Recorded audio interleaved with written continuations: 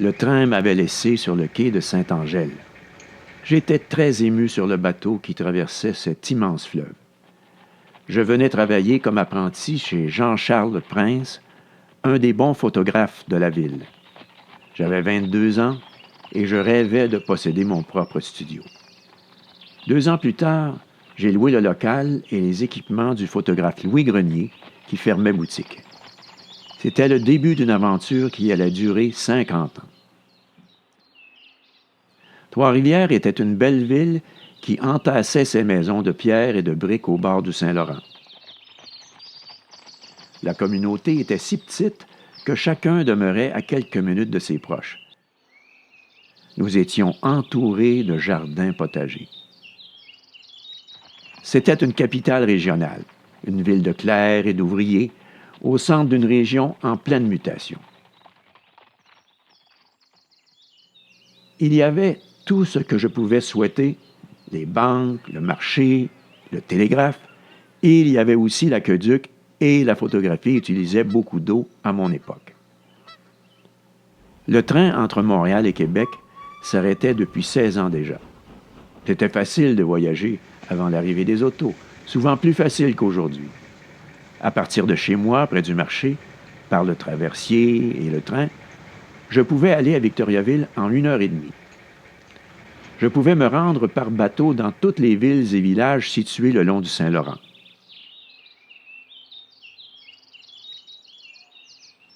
À Rivière-du-Loup, que vous appelez maintenant Louisville, on était attendu sur le quai par des voitures qui nous amenaient directement au Grand Hôtel de Saint-Léon.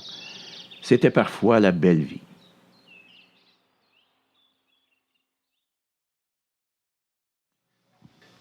J'aimais l'agitation sur les quais.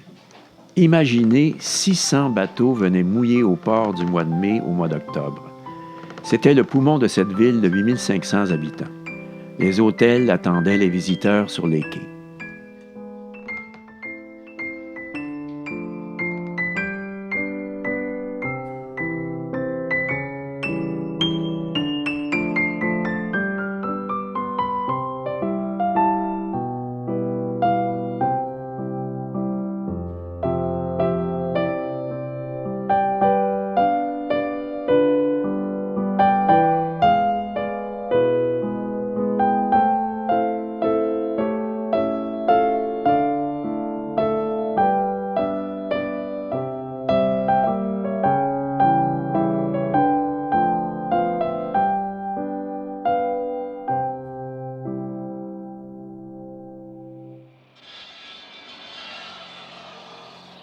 En 1888, l'industrie forestière avait presque fini de couper le pin blanc, le pin rouge, la pruche et l'épinette géante qui couvraient alors la vallée du Saint-Maurice jusqu'à la Tuque.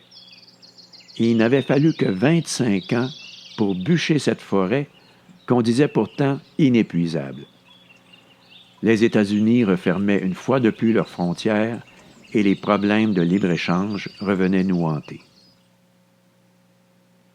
Les 3 séries trifluviennes roulaient néanmoins à plein rendement et les bateaux partaient pour l'Angleterre chargés à ras-bord.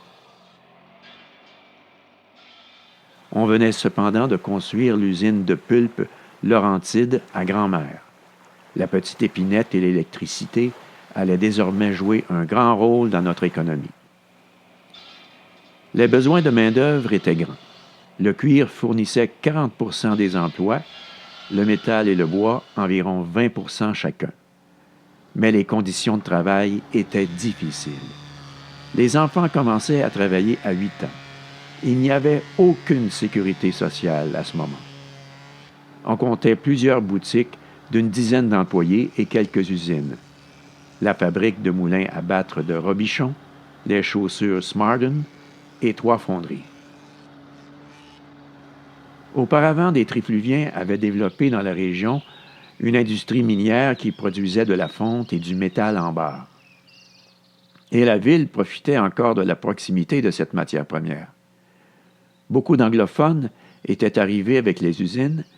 Ils formaient une communauté dynamique qui avait ses églises, ses écoles, ses loisirs et ses journaux. C'étaient nos voisins.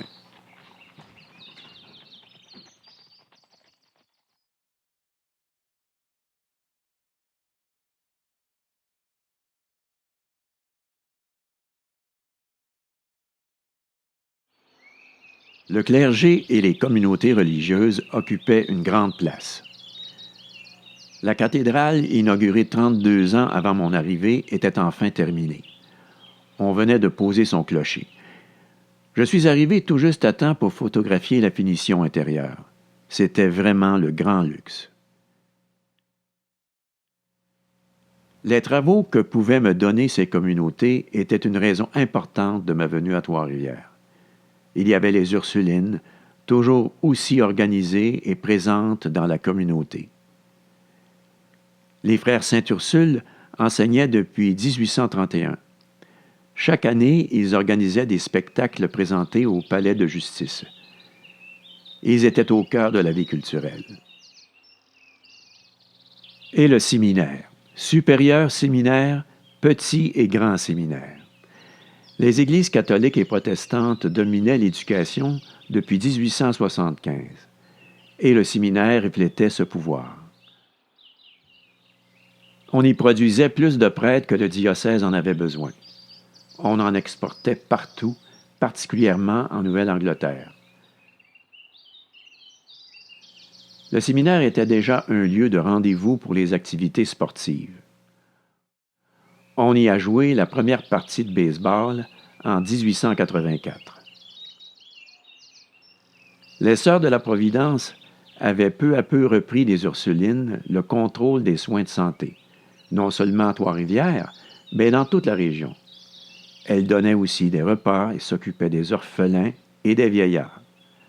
Elles faisaient les visites à domicile et distribuaient l'aide aux pauvres. Elles inventaient les services sociaux que vous connaissez aujourd'hui. Lors de mon arrivée, on était à construire l'hôpital Saint-Joseph. Plusieurs autres communautés tentaient de s'établir, dont les franciscains et le maintenant béatifié Père Frédéric. Ce fut un honneur de le photographier.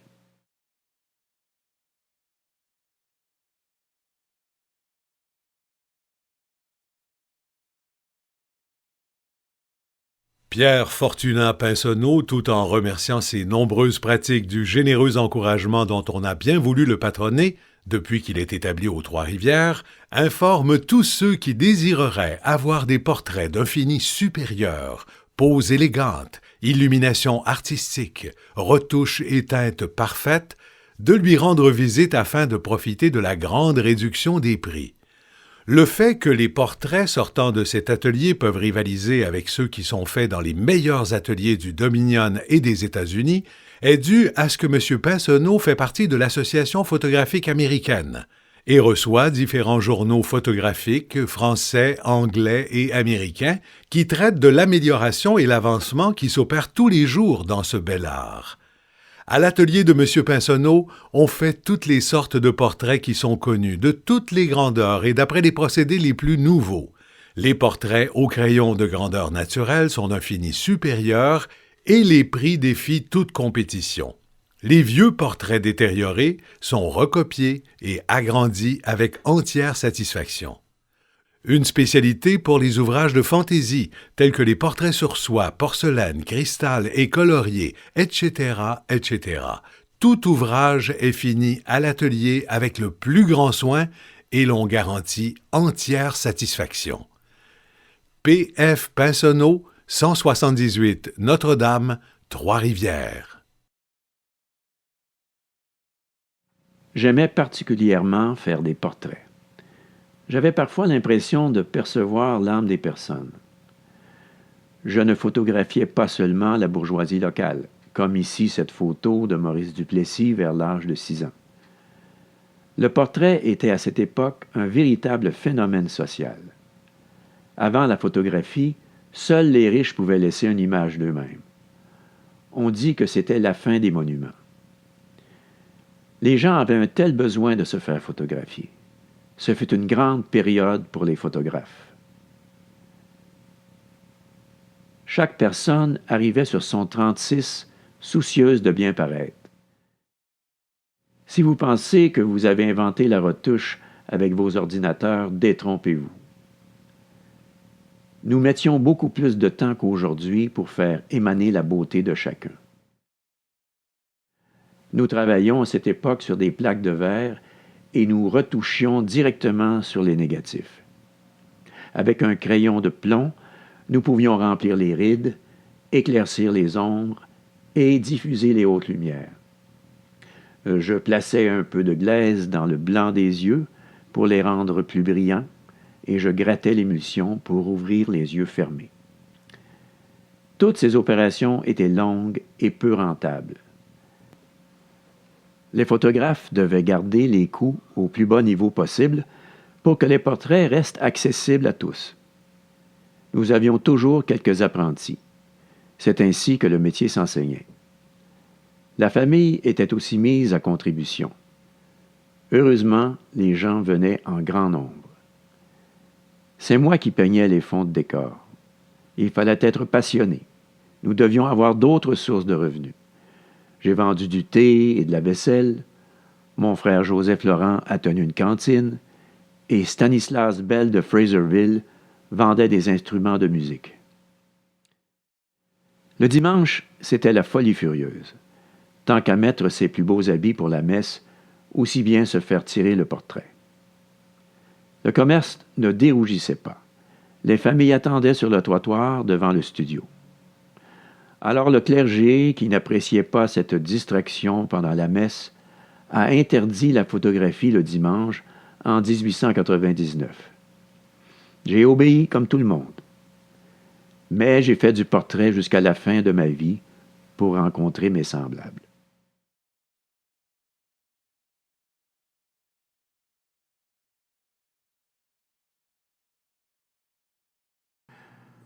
Je viens d'une famille de photographes. Rien ne nous prédestinait à ce métier. Mon père Camille a quitté sa terre pour tenir un étal de boucherie au marché de Saint-Jean-sur-Richelieu quand j'avais 5 ans. C'était le commerce familial. Tout a commencé par Joseph Laurent, qu'on appelait Joe, notre grand frère, de 2 ans mon aîné. C'est lui qui nous a entraînés dans ses découvertes et ses passions. À 12 ans, Joseph Laurent travaillait comme emballeur chez un négociant de vaisselle de la rue Richelieu, voisin du studio de photographe de Pierre-Lucien Brault. Dès que Joe a posé son regard sur les images en vitrine, notre destin était tracé. M. Brault l'a vite pris comme apprenti à temps partiel. C'était parti pour la vie. On était en 1874. Jusqu'en 1914, il a travaillé à la lumière du jour. Regardez cette photo qu'il a faite de notre sœur Fabiola vers 1893. On voit la lumière qui entre par la verrière haute à l'arrière. La lumière est réfléchie juste comme il faut par une toile blanche. Avec des films moins sensibles qu'aujourd'hui et des caméras en accordéon sans profondeur de champ, il fallait être très bon pour faire une image de cette qualité. En plus, il a réussi à capter l'âme de Fabiola. Joseph Laurent était un très bon maître. Il nous a tous enseigné l'un après l'autre. Il est décédé en 1956 à 93 ans. Il a travaillé jusqu'à la fin de sa vie. Il aimait tellement ce métier. Il était le doyen des photographes du Québec. Il a aussi montré le métier à ses enfants, Aimé, Luce et Marthe. Son studio de photos est resté ouvert jusqu'en 1966. Malheureusement, la presque totalité de ses négatifs qu'il conservait pourtant avec soin a pris le chemin du dépotoir.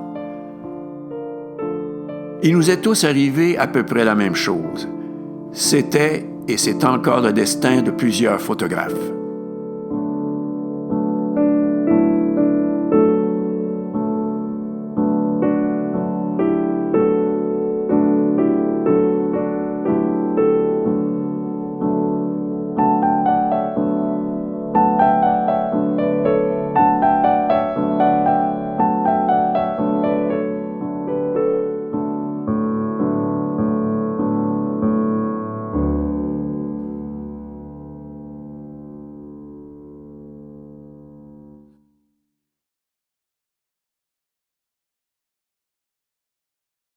Voici Alfred Zénon. Alfred, pour les intimes, de 8 ans mon cadet. L'homme fort de la famille, l'entrepreneur. On pouvait toujours compter sur lui pour nous tirer plus loin dans l'aventure. Il est venu me rejoindre à Trois-Rivières en 1894. Il avait 22 ans à son arrivée. Je comptais sur lui pour gérer éventuellement le studio que j'avais fait construire à Victoriaville l'année précédente. 2 ans plus tard, je lui cédais une partie de ce studio et il partait vivre là-bas. On se fréquentait souvent puisque Saint-Angèle et Victoriaville étaient reliés par le train. Il s'est rapidement installé un 2e studio à Danville qui était aussi relié à Victoriaville par le train. En 1901, grand changement pour Alfred. Il part s'installer à Sherbrooke après avoir cédé sa part des installations de Victoriaville à Odilon Dubuc. Il y restera 50 ans. En plus d'y être photographe, il fut également propriétaire d'un théâtre. Alfred était un très bon photographe. Il avait un style plus moderne. Son amour de la nature est souvent présent dans ses images. Il était un maître du paysage. C'était également un excellent portraitiste. Lui aussi a travaillé jusqu'à sa mort en 1951.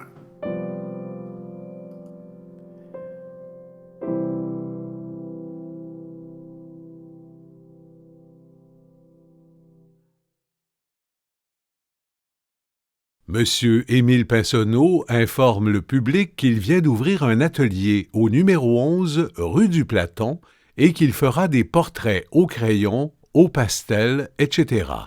Moulures, cadres faits sur commande, gravures de toutes sortes, peinture artistique, ouvrage garanti. Il est inutile de faire ici l'éloge de M. Pinsonneau, dont l'habileté est bien connue à Trois-Rivières. L'aventure était osée et n'a pas fonctionné longtemps. Émile était 4 ans plus jeune que moi. On disait toujours de lui qu'il était l'artiste de la famille. Il a eu une vie plus difficile que nous aussi. Émile est venu me rejoindre à Trois-Rivières en 1896 à l'âge de 28 ans. Il est ensuite allé rejoindre Alfred Zénon à Victoriaville. C'est lui qui s'occupait du nouveau studio d'Alfred à Danville. Un jour, en revenant d'une répétition de chorale avec 2 jeunes filles, son cheval a pris peur et s'est élancé ventre à terre. Émile a été jeté hors de la voiture et il s'est fracturé les 2 rotules. Le docteur a craint qu'il reste infirme pour la vie. Alfred lui a offert la gérance de son théâtre de Sherbrooke et c'est là qu'il est décédé de la fièvre typhoïde en 1911 à l'âge de 43 ans. Il était très apprécié et il a laissé de nombreux amis. Nous l'avons pleuré souvent.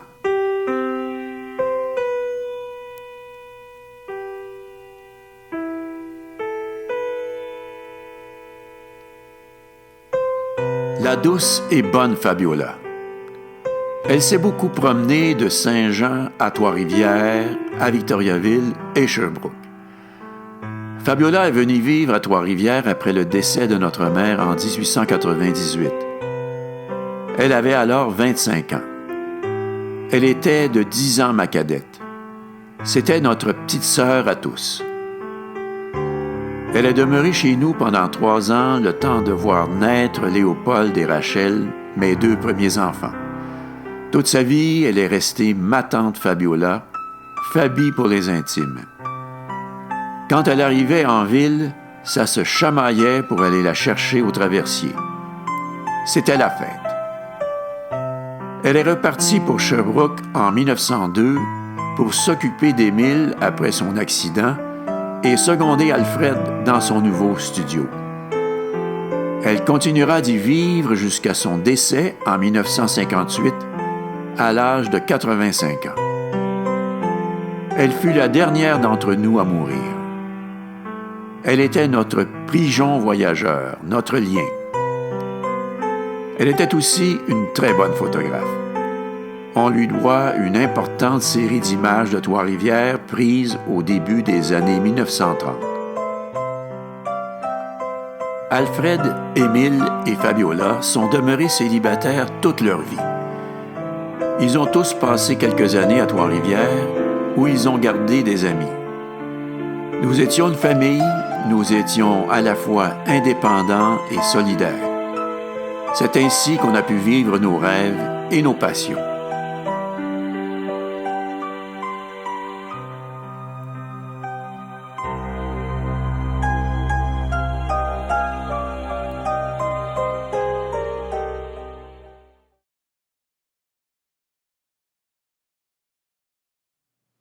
Pendant toute mon enfance et ma vie de jeune adulte, il n'y avait pas de photographie dans les journaux. À vrai dire, il n'y avait presque pas d'images, du moins dans les quotidiens. On commençait à en trouver dans les hebdomadaires, surtout des gravures. Certains graveurs comme Henri Julien étaient très talentueux et leur réputation était grande.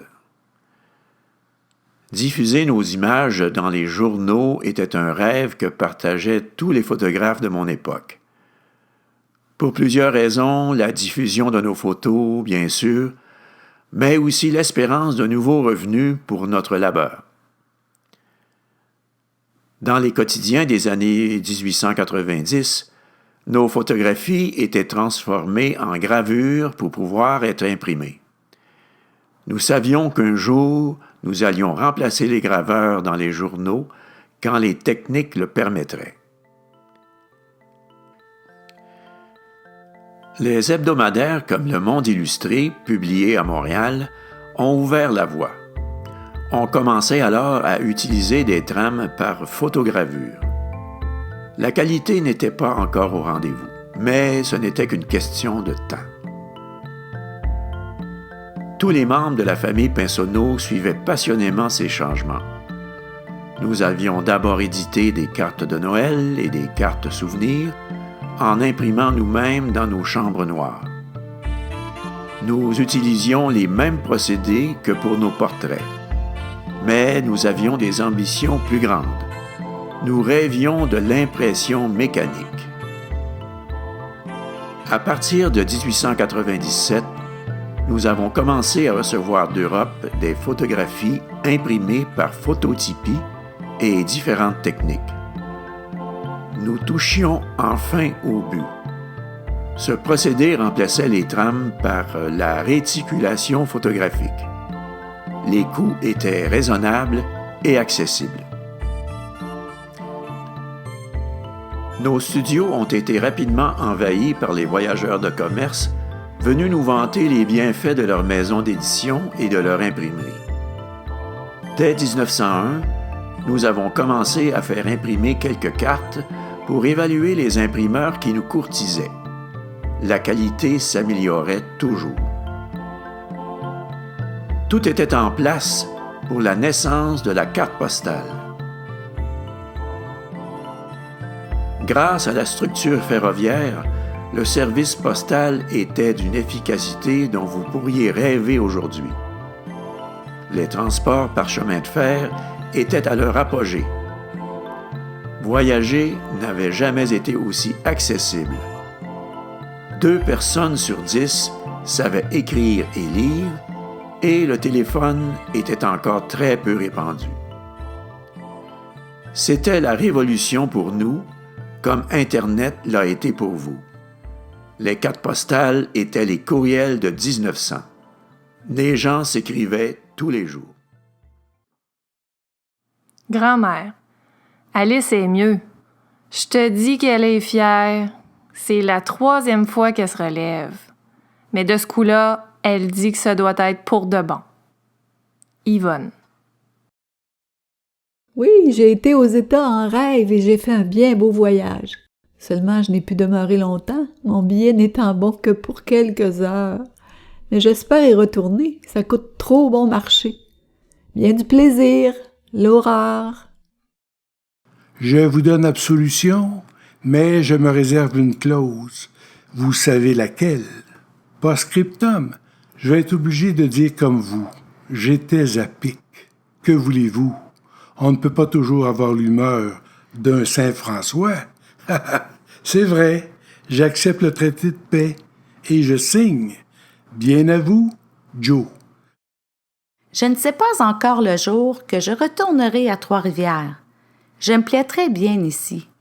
Avez-vous des nouvelles de Joe? Donnez-moi donc sur votre prochaine lettre. Nathalie Saint-Stanislas. Ma chère Laurette, vous allez certainement au Rosaire mercredi. Vous le ferez bien tendrement pour moi car il doit venir à Québec mercredi. Papa est à l'Hôtel-Dieu bien souffrant. Les médecins ont peu d'espoir de le sauver. Priez bien pour moi, Laurette, si vous saviez comme je souffre. Corinne. C'est là que j'ai choisi ma place pour plus tard, quand je viendrai vendre au marché du bon blé d'Inde et du sucre. Chez toi, du haut de ta tour, tu me verras. Bonjour. L'Aurore.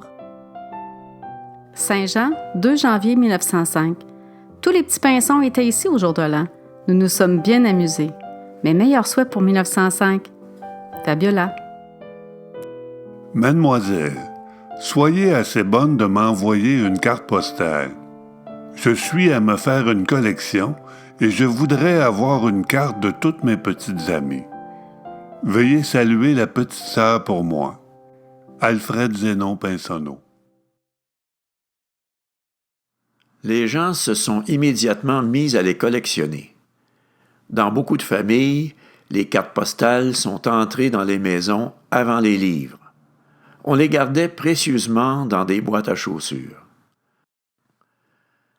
En 1902, Kodak a mis en marché un papier fabriqué expressément pour imprimer des cartes postales par procédé photographique. Du coup, tous les photographes ont pu accéder à ce mouvement. C'était un élan de création comme on en voit peu souvent. Chacun voulait amener sa pierre. Juste au Canada, plus de 200 éditeurs et photographes participaient à ce mouvement. Et ils étaient des dizaines de milliers dans le monde entier. Voilà pourquoi il est resté autant d'images de cette époque. En 1908, juste au Canada, il s'est posté 41 millions de cartes postales. En 1913, 60 millions. C'était fou. Le phénomène a duré jusqu'en 1918, quand le téléphone a remplacé la carte postale. Le nouveau média pousse toujours un peu le plus ancien vers la sortie. Du côté de la famille Pinsonneau, nous sommes embarqués dans ce train dès le début. Nous étions bien préparés, on en parlait tout le temps. En 1903, j'ai fait imprimer un album d'une vingtaine de photographies par l'imprimerie Albert Type Company de Brooklyn. L'impression était fantastique et les relations commerciales étaient faciles. Joseph Laurent a publié un album semblable, mais avec un éditeur de Montréal qui faisait affaire avec un imprimeur d'Allemagne. Plusieurs éditeurs offraient leurs services pour imprimer nos images. La plupart offraient des cartes de bonne qualité. Cette même année-là, les éditions Bergeret, qui étaient situées à Nancy, en France, et chez qui nous avions fait imprimer nos premières cartes, m'ont offert de devenir leur agent général au Canada. J'ai réfléchi. Cette imprimerie produisait alors 75 millions de cartes postales par année, soit 300 000 cartes par jour. 250 personnes travaillaient alors dans cette véritable ruche. Certains éditeurs de Montréal faisaient aussi imprimer en Allemagne. C'était devenu plus facile de commercer avec l'Europe. Les bateaux pouvaient traverser l'Atlantique en une semaine et la télégraphie était accessible au coin de ma rue. Les cartes postales des éditions Bergeret étaient d'une grande qualité. J'ai accepté. Je suis devenu leur agent général au Canada. Au départ, je pouvais compter sur la clientèle de mes frères et de notre réseau de photographes régionaux. Mais très rapidement, le marché a éclaté et tout le monde s'est mis à faire imprimer un peu partout. Dès 1905, j'en vendais annuellement plusieurs centaines de mille. Pour une seule commande d'Odilon Dubuc, Nous en avons livré plus de 20 000. C'est vous dire l'engouement qu'il y avait. Je ne suis pas devenu riche pour autant, mais j'ai pu vivre normalement. Pour un artiste, c'était déjà pas mal.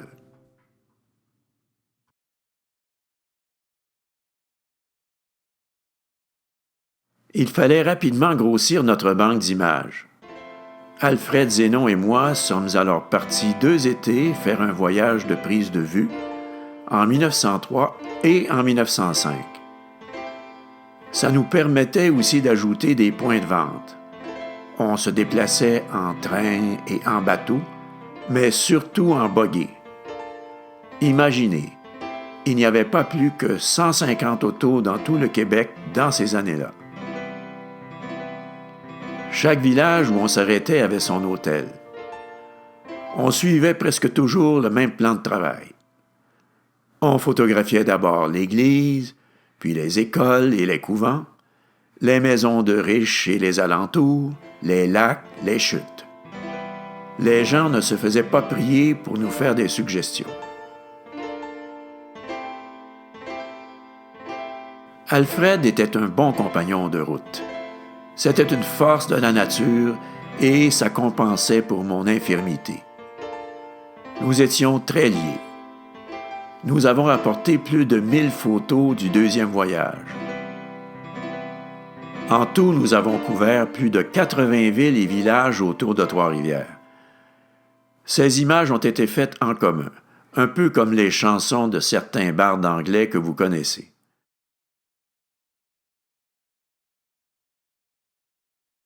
Pour l'édition, nous avons fait les choses chacun à notre manière, comme toujours. Chacun faisait ses expériences d'impression. Chacun a développé des séries qui leur étaient propres. Alfred et Joseph Laurent se sont unis pour créer la maison d'édition Pinsonneau Frères. Alfred a produit une importante série de cartes de la région de Sherbrooke. Joseph Laurent a fait pareil avec la région de Saint-Jean-sur-Richelieu. Beaucoup d'entre elles étaient imprimées en couleur. La qualité était surprenante. Chacun avait son style et ses démarches. On respectait ça. Joseph Laurent a produit seul toute une série de cartes à caractère historique sur les grands personnages du Canada français. Notre grand frère avait hérité de la fibre patriotique des Pinsonneaux.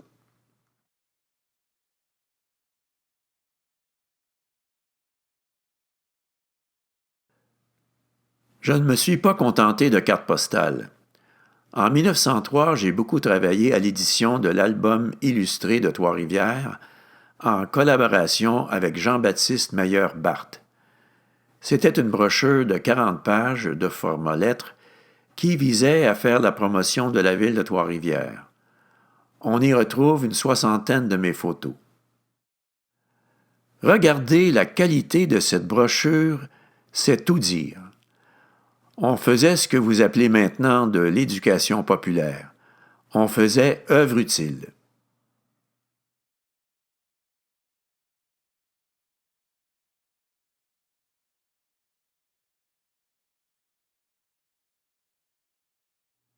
Me voici en 1906. J'ai 42 ans et je vis à Trois-Rivières depuis 20 ans. Je fais maintenant partie de cette communauté. Que des hommes, comme vous pouvez le constater. On voit beaucoup de choses sur les photographies. Entre autres, ici, la structure sociale et la domination du clergé.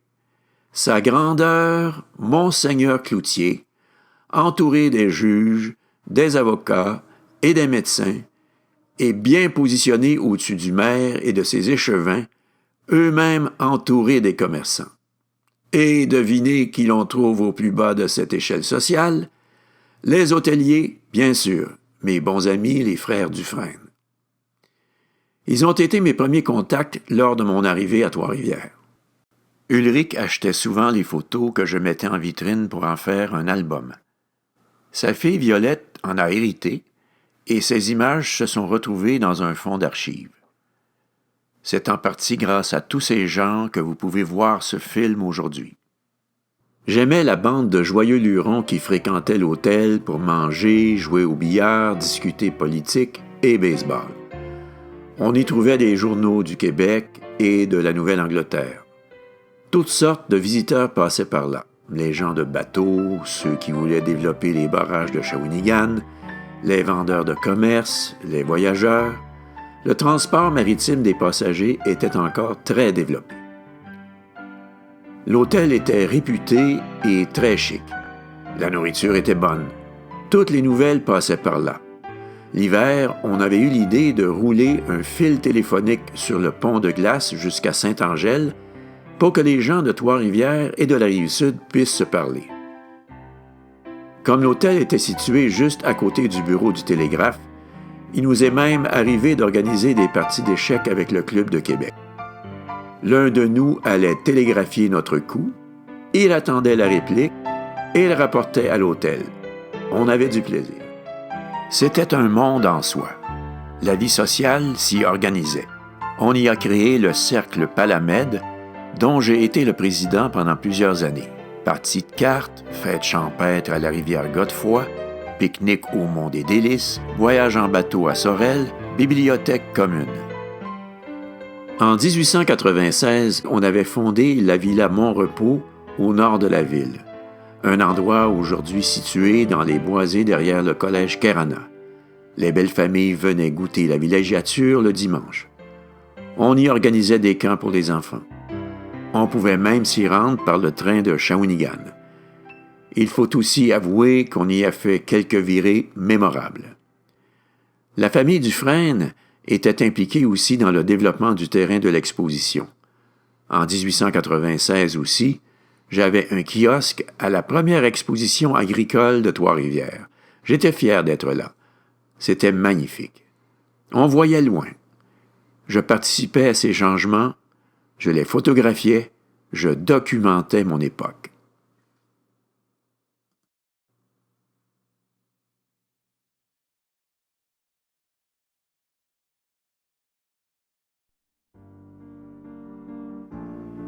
Dès ses débuts, la photographie s'est investie dans le documentaire. C'était dans son essence même. Beaucoup de photographes se sont réalisés dans ce mode d'expression. Enregistrer des images qui permettent aux gens qui nous suivent de voir et comprendre qui nous étions. Le documentaire existait avant la photographie. On n'a qu'à penser aux graveurs qui exploraient déjà ce genre dans les journaux de l'époque. Mais nous avons accéléré un mouvement qui tient toujours. Il s'est transposé au cinéma, à la télévision et à la radio. La photographie nous offrait une façon d'exprimer des choses sans les dire. Prenez cette image de la visite du premier ministre du Canada, Wilfrid Laurier, à Trois-Rivières, en 1897. L'année précédente, Monseigneur Laflèche, notre évêque, avait déclaré que Laurier était un ennemi de l'Église et que voter pour lui constituerait un péché. La photographie montrait bien les limites de l'autorité du clergé. Nous faisions ces images pour la suite du monde, malgré les grandes difficultés techniques de ces années-là. Partout sur la Terre, des photographes se sont mis à enregistrer l'histoire en images pour les générations suivantes. Ils ont photographié les Amérindiens, la vie publique, les ouvriers d'usine. Nous étions les témoins de la vie. La plupart l'ont fait dans l'anonymat. Qu'importe, nos images sont aujourd'hui partout dans les livres et les musées.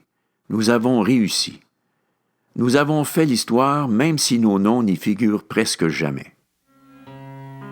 Nous recherchions déjà l'instant privilégié, le beau moment où l'action culmine.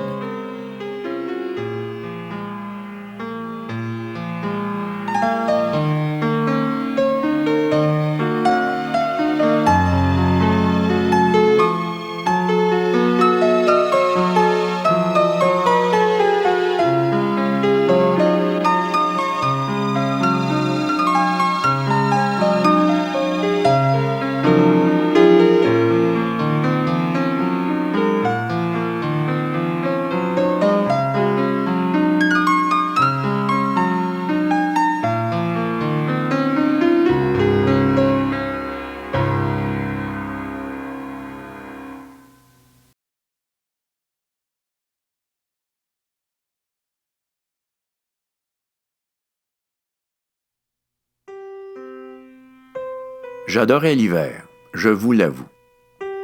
L'air était bon à respirer malgré le chauffage au bois et le charbon. On marchait sur des trottoirs de bois qui étaient bien pelletés et les rues étaient roulées pour les traîneaux. L'air était plus sec qu'aujourd'hui parce que le fleuve était gelé de bord en bord. Les promenades étaient agréables. On se visitait, on jouait aux cartes, on allait au concert, on faisait des veillées. Et c'était silencieux.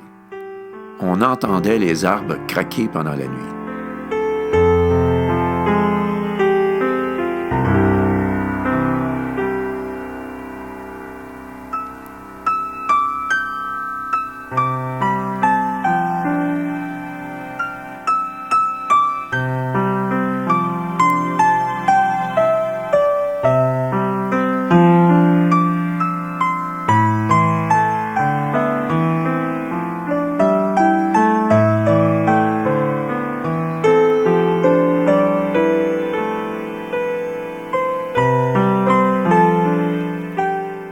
Il faut dire que Trois-Rivières empestait souvent pendant l'été.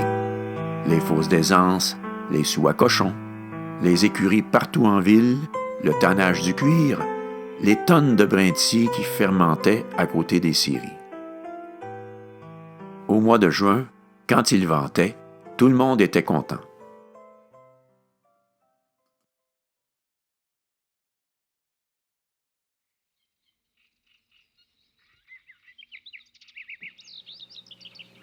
Il faisait tellement beau.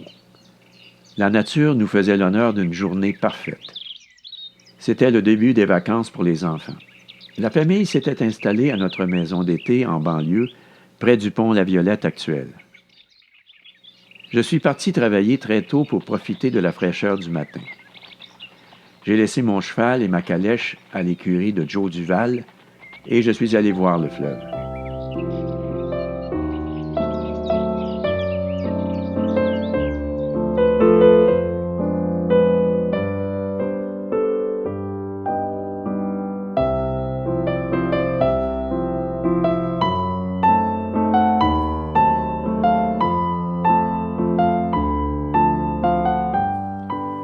J'avais beau être boiteux, j'adorais me promener comme tous les photographes. La ville était belle à marcher. Une ville verte, comme vous dites maintenant. Des arbres avaient été plantés partout. On avait encouragé les citoyens à le faire.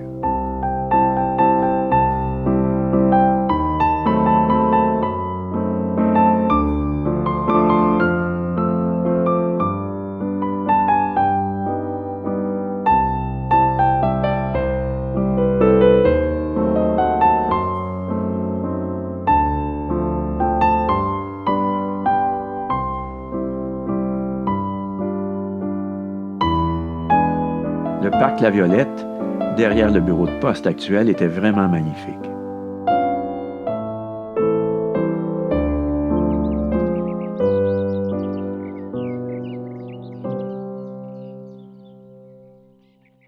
J'ai pris un grand bol d'air avant les travaux de Chambre Noire qui m'attendaient. Je suis ressorti un peu avant midi pour aller dîner à l'hôtel Dufresne, en passant par le bureau du télégraphe comme d'habitude.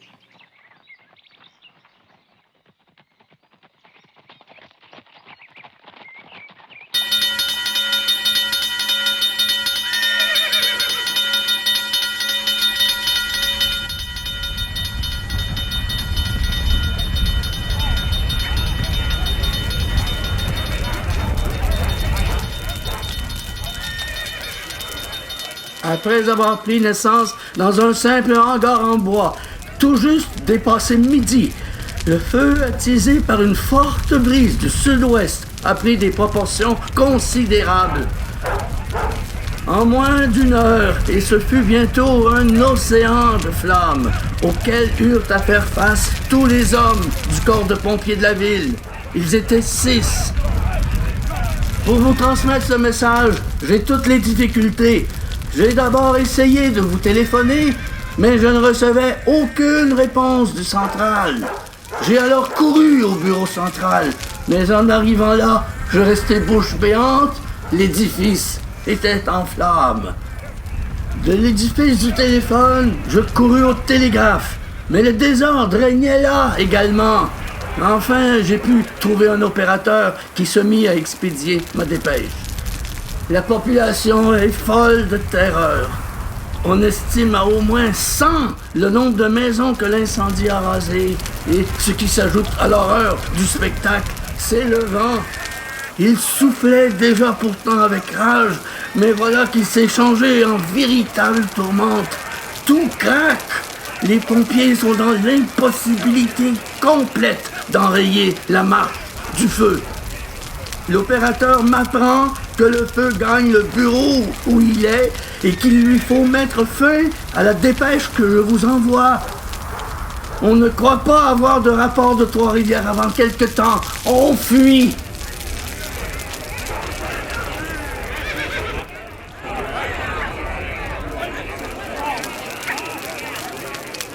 Tout est allé si vite. J'ai su tout de suite qu'on était pris dans un de ces feux dont on lisait les descriptions d'horreur dans les journaux tous les mois. On le savait tous. C'était la terreur de notre époque. On avait l'impression de vivre dans un soufflet d'une forge. Le feu, le sable et le vent infernal. Les gens avaient déjà commencé à vider les maisons. Ça courait partout dans les rues de sable avec des tiroirs dans les mains. Les enfants accrochés à leur mère. À 12h30, notre loyer brûlait et le studio passait au feu, à son tour, une demi-heure plus tard. Je n'ai pu rien sauver. Avec un incendie d'une telle intensité, je ne pouvais espérer retrouver quoi que ce soit. J'ai passé le reste de la journée à aider. Il y avait tant à faire. Tout le monde participait au combat. Les frères enseignants et leurs élèves se sont battus bec et ongles pour sauver des flammes leur nouvelle école La Vérandrie. Les pompiers venus de Montréal ont démoli à coups de hache les maisons de bois qui bordaient l'école pour en faire un rempart au feu. Quand on a vu que l'école était sauvée, on a tous pleuré de joie. Les enfants criaient du pur bonheur d'être en vie. Les secours arrivaient déjà. Tout le monde partait à la recherche de ses proches. Nous étions tous très inquiets. Les gens se retrouvaient avec émotion et s'organisaient pour la nuit. Il fallait sécuriser les lieux de l'incendie. À notre grande surprise, le feu n'avait pas fait de victimes, pas de blessés graves non plus. Ça tenait du miracle. Nous étions davantage des miraculés que des sinistrés. Quand le feu s'est calmé, j'ai décidé de partir à Montréal pour me racheter une caméra. Et j'ai pris le train de nuit. Mon esprit, souvent occupé à faire le deuil des images et des négatifs disparus. 22 ans de travail, en bonne partie disparus. J'étais de retour le lendemain par le train de 16 heures. On rapportait les journaux du jour. En quelques minutes, toutes les copies ont été enlevées à la gare. J'avais tout lu pendant le trajet. La ville commerciale est entièrement détruite. Il ne reste plus rien que du feu partout qui achève lentement de consumer tout ce qui n'est pas entièrement brûlé, et de la fumée qui vous prend à la gorge et vous empêche de pénétrer dans cette immense portion dont le fléau dévastateur a pris possession. Le feu était si violent que personne ne pouvait s'approcher des maisons lorsque l'incendie fut à son comble. Cependant, en avant des flammes, on pouvait voir des hommes, des femmes et des enfants qui s'enfuyaient, emportant ce qu'ils avaient pu sauver de leurs meubles. Beaucoup de citoyens dont les propriétés n'étaient pas en danger se portèrent généreusement à l'aide des sinistrés. Cette ville de 13 000 habitants s'est retrouvée pratiquement sans défense contre le feu. Elle ne possédait même pas une seule pompe à vapeur. On nous dit que l'attention du conseil municipal avait été récemment attirée sur la nécessité d'une plus grande protection, mais que la majorité des échevins s'étaient opposés à des dépenses nouvelles. Comme l'on doit le regretter aujourd'hui de n'avoir pas obéi à cette sage inspiration. Le spectacle le plus impressionnant qu'ait offert cette émouvante journée, c'est la procession à travers les rues en flammes de religieuses revêtues du scapulaire de la Vierge, de franciscains récitant à haute voix le chapelet, de femmes pieuses appartenant aux confréries du Rosaire, de Sainte-Anne et de la Bonne-Mort, et qui marchaient, chantant des hymnes et des cantiques, les larmes aux yeux. 3 ateliers de photographie ont aussi été incendiés, celle de messieurs Antonio Héroux, Pierre Fortunat Pinsonneau et celui de M. Normand. M. P.F. Pinsonneau, l'artiste photographe bien connu, sera peut-être demain même installé dans un local temporaire au milieu des ruines. La vie avait déjà repris son cours. Le matin même, un mur était tombé sur M. Métivier. C'était le premier et le seul mort causé par la catastrophe. Le mortier des murs avait continué de cuire pendant la nuit, et ce qui restait des maisons s'écroulait dans un bruit terrible. On avait aussitôt commencé à jeter les murs par terre avec des lassos.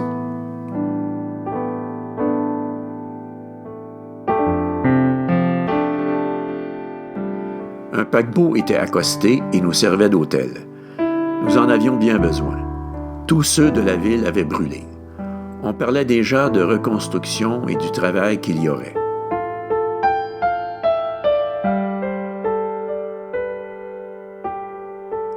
Le train nous ramenait quantité de gens qui venaient se rendre compte par eux-mêmes de l'étendue du désastre.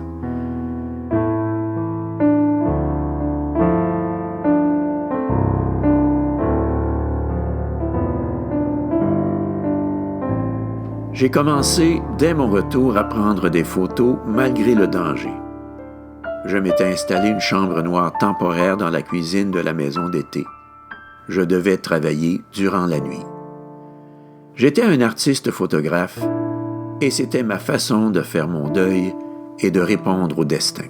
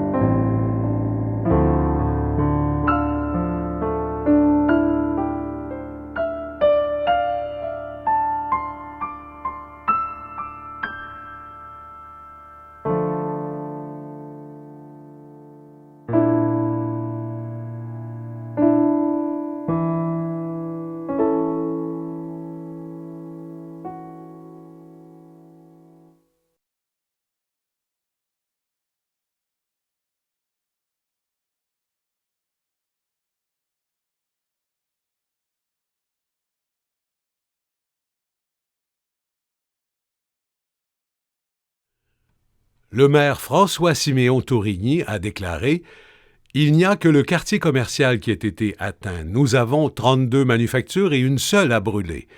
Le quartier des résidences n'a pas non plus été éprouvé.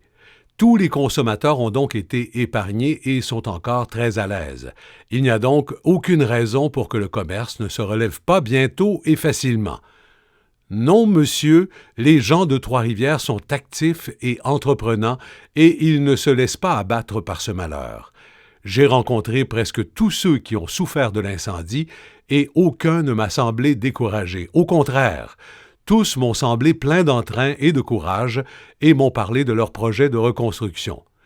Aussi allons-nous profiter de cet événement malheureux pour reconstruire mieux et plus beau.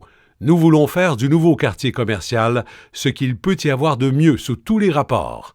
Nous construirons en briques et nous ferons des trottoirs en béton. Les rues seront élargies et alignées. Et non seulement Trois-Rivières ne se ressentira pas d'une façon désastreuse de l'incendie, mais au contraire, une nouvelle ère de prospérité et de progrès va commencer. Le maire Tourigny, bien que fatigué, n'est pas abattu. Il dit en toute confiance qu'en moins de 2 ans, Trois-Rivières se sera relevé de ce désastre et que l'on verra, à l'endroit des ruines d'aujourd'hui, de beaux bâtiments modernes bordant des rues plus belles et plus larges. François-Siméon Tourigny. C'est lui qui a imaginé la nouvelle ville, un idéaliste qui aimait les livres par-dessus tout. On ne voit pas souvent des maires comme lui. Il avait raison de nous rappeler que la ville n'avait pas tout brûlé. Il nous a donné tout de suite de l'espoir et de la confiance. Nous lui devons beaucoup. 1 mois après le feu, nous avions installé un studio temporaire sur la rue Royale. J'avais eu l'aide de Fabiola et d'Alfred Zénon, et ils étaient toujours là pour aider. J'avais acheté un terrain juste en face pour y construire un nouveau studio et notre logement. Pour vous montrer la reconstruction, j'emprunte ici les images de mon bon ami Antonio Héroux, un très bon photographe de mon époque. Mes prises de vue de ces années-là sont disparues lors du 2e incendie de mon studio en 1914. La ville était en effervescence.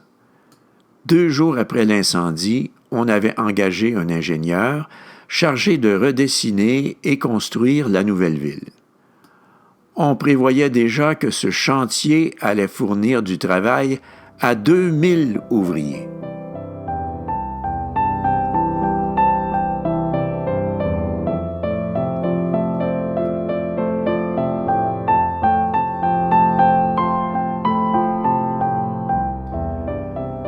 Plusieurs des édifices que vous voyez sont toujours là aujourd'hui.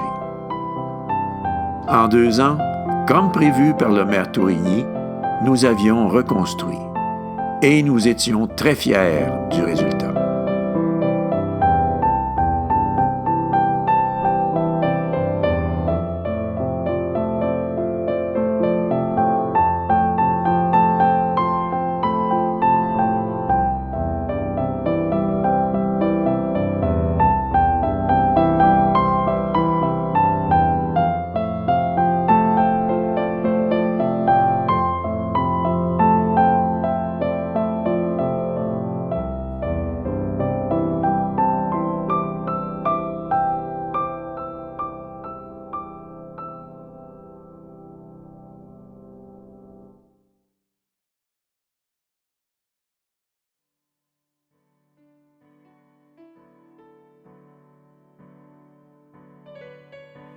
Une fois la ville reconstruite, nous nous sommes lancés dans son développement.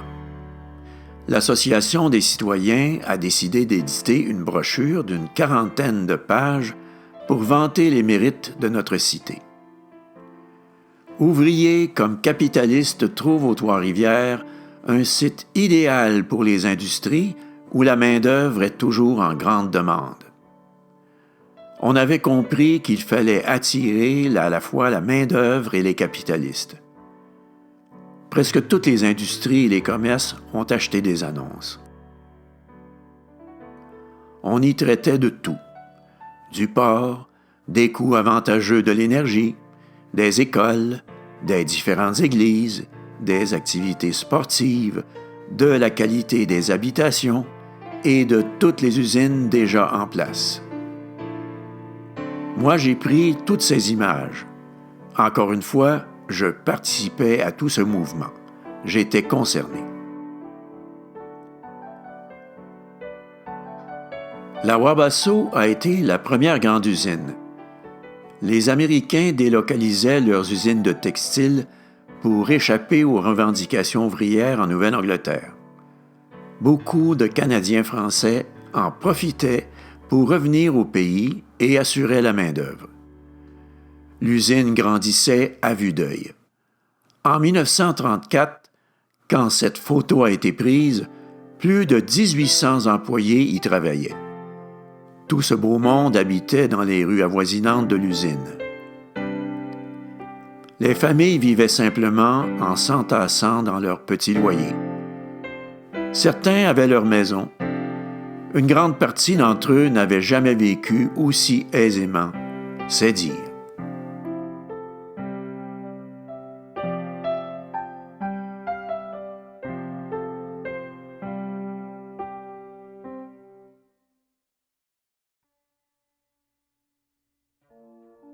Ce qui nous a le plus aidés, cependant, fut quand le gouvernement du Québec s'est enfin décidé, en 1910, à interdire l'exportation massive vers les États-Unis de bois de pulpe pour faire du papier. On forçait ainsi les Américains à venir fabriquer leur papier ici. Et Trois-Rivières avait tout pour les accueillir: le bois, l'énergie et la main-d'œuvre. Cette nouvelle réglementation allait changer la ville pour plusieurs décennies. Nous étions habitués aux usines de sciage qui occupaient tout le delta de la rivière. Elles offraient des emplois précaires et dangereux. Bientôt, toutes ces séries allaient disparaître pour faire place aux usines de papier qui offriraient des emplois à l'année. Une partie des ouvriers de Trois-Rivières devait encore monter au chantier pour faire vivre leur famille. Les gens des campagnes des alentours ont commencé leur migration vers la ville. La première usine de papier à se bâtir fut celle du Cap de la Madeleine en 1910. C'étaient des constructions qu'on n'avait jamais vues. On travaillait encore au pic et à la pelle. Il fallait être fait fort. Puis, ce fut la Wayagamack sur l'île de la Poterie. 9 années plus tard, en 1920, la Canadian International Paper voyait le jour suivi de peu par l'usine de la banlieue à l'ouest de la ville. Avec ces 4 usines, Trois-Rivières allait devenir la capitale mondiale du papier. Depuis le Grand Feu, la population avait doublé. On n'arrêtait pas de construire des maisons.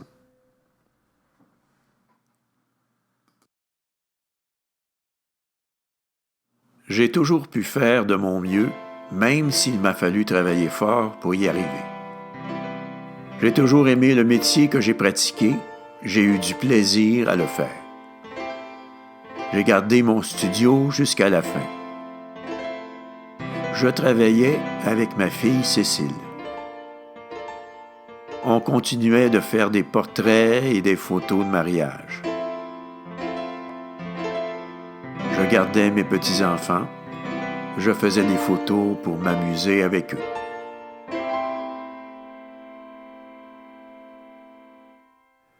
Je suis décédé le 26 janvier 1938. J'avais 74 ans.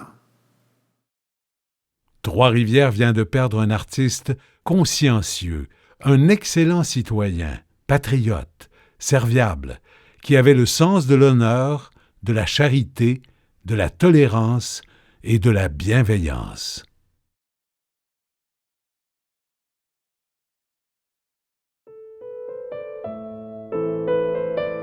J'ai suivi le courant, j'ai accompagné la vie et j'ai été son témoin. C'était un honneur et la vie a été bonne pour moi. J'ai bien vécu.